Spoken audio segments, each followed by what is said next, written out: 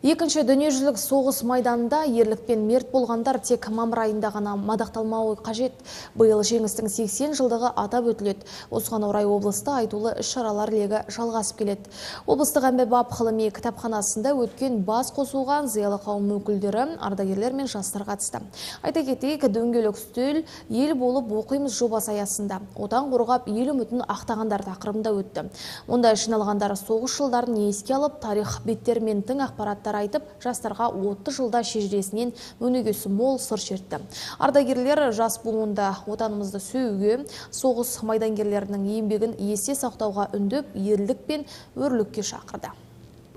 Жеңіс паркінде жасалынған үлкен ескерткіш бар. Сол жерде 100 мың адамның жазылған. Енді кейін соғысқа барғандар немесе басқа республикалардан қатысып, жамбыл облысына келген азаматтар бар.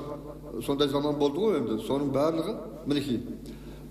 Бірақ бірінші күннен бастап жамбыл облысының халқы соғысқа, бүкіл халық шаруашылығын соғысқа бейімдеп жұмыс істей бастады. Өте тәртіп қатал болды, күндіз-түні жұмыс істеді.